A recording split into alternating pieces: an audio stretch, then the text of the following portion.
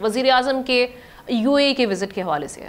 Prime minister Shahbaz شریف متحدہ عرب امارات کے نائب صدر، انہوں نے ان کے ساتھ سرکاری دورے پہ ملاقات بھی کی ہے، اور یہ کہا جا رہا ہے کہ نائب وزیر اعظم اور وزیر خارجہ اسحاق ڈار سمیت کیبنٹ کے جو دیگر ممبرز ہیں وہ بھی پرائم منسٹر کے ہمراہ ہیں۔ وزیر اعظم بننے کے بعد شہباز شریف کا یہ دوسرا دورہ اس لحاظ سے بھی اہم ہے کہ دبئی میں گورنمنٹس سمٹ ہو رہی ہے، جہاں عالمی پالیسی میکرز، حکومتوں کے سربراہ اور جو پرائیویٹ سیکٹر ہے اس کے نوٹیبل شخصیات وہاں پر موجود ہوں گی اور چیلنجز پر گفتگو کی جائے گی۔ یہاں ہونے والی ملاقاتیں پاکستان کی معیشت کے لیے بھی انتہائی اہم ثابت ہو سکتی ہیں، لیکن کس طرح سے اور پاکستان ان اپرچونٹیز سے کس حد تک فائدہ اٹھا سکتا ہے، اسی پر بات کرتے ہیں۔ احتشام صاحب بھی ہمارے ساتھ ہیں۔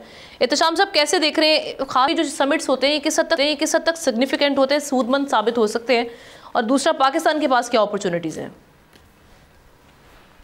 دیکھیں، ہم اس طرح کی سمٹ ہمیشہ اس لحاظ سے تو فائدہ مند ہوتی ہیں کہ انٹریکشن آپ کا گورنمنٹ لیول پہ بھی ہوتا ہے، اور ظاہر ہے بڑے بڑے انویسٹرز بھی آئے ہوتے ہیں، ان سے بزنس ہاؤسز کے لوگ ہوتے ہیں، ان سے ملاقاتیں کرتے ہیں، تو آپ کو اس سے اس لحاظ سے سمجھ آ جاتی ہے کہ جی کون آپ کے ملک میں انٹرسٹڈ ہے انویسٹمنٹ کرنے کے حوالے سے، ٹیکنالوجی ٹرانسفر کرنے کے حوالے سے۔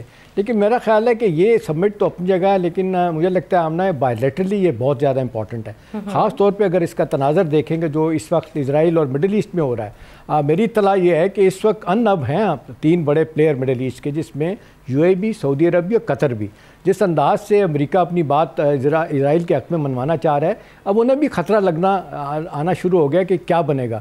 تو ایسے موقع میں ہمیشہ نیوکلیر پاکستان کی سب کو ضرورت پڑتی ہے، تو وہ ایک تناظر بھی بڑا امپورٹنٹ ہے۔ دوسری بات ہے کہ UAE کے ساتھ آپ نے دیکھا کہ پچھلے ماہ ابھی ہو کے گئے ہیں UAE کے صدر، اگرچہ پرائیویٹ وزٹ تھا، رحیم یار خان میں اپنے محل تھے، وہاں آئے تھے، شکار کے لیے آتے ہیں، تو وہاں بڑی اچھی ملاقاتیں ہوئی تھیں۔ $2.5 بلین کا لون بھی ہمارا انہوں نے آپ نے دیکھا رول اوور کیا ہوا ہے۔ آئندہ کے لیے بھی میرا اپنا خیال ہے ایک یہ، دوسرا پاکستانی کانٹیکس میں جو ہمارے جو پاکستانی ہیں جن کے ویزوں کا بڑا ایشو ہے، کہا جاتا ہے اس پہ بھی بات ہوگی تو ان کا نقطہ نظر نرم کرنے کی بات ایک، اور تیسری سر لیکن ان کا نقطہ نظر اس پہ کافی حد تک کلیئر نہیں ہو گیا۔ وہ کہہ رہے ہیں جی ہمیں اسکلڈ لوگ چاہیے، پروفیشنلز چاہیے۔ بہت سے لوگ ایسے ہیں جو ہم دیکھتے ہیں کہ ویسے جا کے وہاں پہ وقت گزارنے، اور جو معاملات وہاں پر چل رہے ہیں، جابز ان کے پاس نہیں ہیں یا انسکلڈ ہیں۔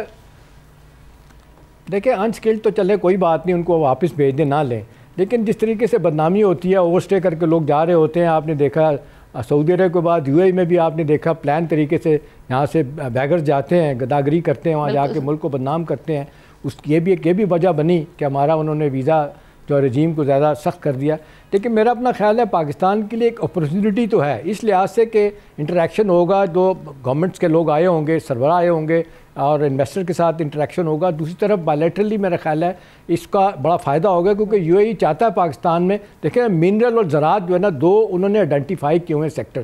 اب یہ کہ پاکستان کس طریقے سے مارکیٹنگ کرتا ہے، کس طریقے سے ان کو اپرچونٹی فراہم کرتا ہے کہ وہاں سے لوگ یہاں آئیں، یہ ایک اہم سوال ہے۔ اور دوسرا ایک گریٹر کانٹیکس اس کا مڈل ایسٹ کا ہے، جس کے بارے میں ڈیفینیٹلی بات چیت ہوگی۔ بالکل ٹھیک ہے، یہ بالکل ایک ٹیسٹ ہے پاکستان کے لیے کہ پاکستان کیسے کنونس کرتا ہے، اور یہ جو انویسٹمنٹ ہے اس کو کس طرح سے اٹریکٹ کرتا ہے مزید۔ سبسکرائب کریں اور بیل دبائیں تاکہ کوئی خبر رہ نہ جائے۔